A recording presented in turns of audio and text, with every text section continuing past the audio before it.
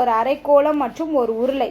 இந்த மூன்றுமே ஒரே அளவை கொண்ட அடிப்பகுதி. அதாவது கூம்பு வந்து இப்படி இருக்கும் அப்படின்னா அதோட பேஸ் வந்து அதே பேஸு தான் அரைக்கோளத்துக்கும் வருது, அதே பேஸு தான் எதுக்கு வருது, உருளைக்கும் வருது. ஓகேவா? பேஸ் வந்து ஈக்குவலாக இருக்குது, அதே மாதிரி சமமான உயரம் உடையதாக இருக்குது. பேஸ் வேல்யூ தான் உயரத்துக்கும் இருக்குது அப்படிங்கிற மாதிரி கொடுத்துட்டாங்க. அப்படின்னா கன அளவுகளோட ரேஷியோ என்னன்னு கேட்டிருக்காங்க. இங்கே என்ன கண்டுபிடிக்கணும்?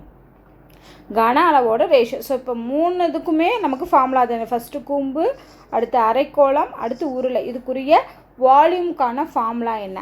இது ஃபஸ்ட்டு கூம்புக்கு வந்து பார்த்திங்கன்னா 1/3 πr²h. அடுத்த ரேஷியோவில் அரைக்கோளத்துக்கு வந்து 2/3 πr³ வரும்.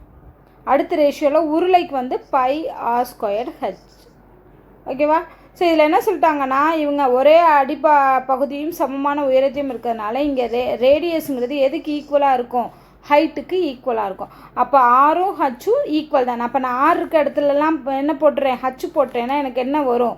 1/3 πh³ வருமா? ஏன்னா r²ங்கிறப்போ h² வரும்.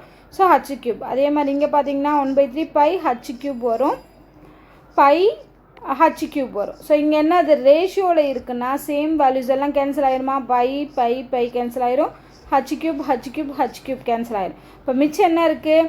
1/3 ரேஷியோ 2/3 ரேஷியோ 1 இருக்குது. ஓகேவா? ஸோ இதை சிம்பிளிஃபை பண்ணணும்னா என்ன பண்ணணும்? 3ஆல் பெருக்கலாம். 3ஆல் பெருக்கணும்னா இந்த டிவிஷனில் இருக்க 3எல்லாம் கேன்சல் ஆயிரும். ஸோ அப்போ என்ன ஆகும்? இங்கே 3ஆல் பெருக்கும்போது கேன்சல் ஆயிரும், இங்கே 3ஆல் பெருக்கும்போது கேன்சல் ஆகும், இங்கே 3ஆல் பெருக்கும்போது என்ன கிடைக்கும்? 3 கிடைக்கும். அப்போ 1:2:3 அப்படிங்கிறதா ஆன்சர்.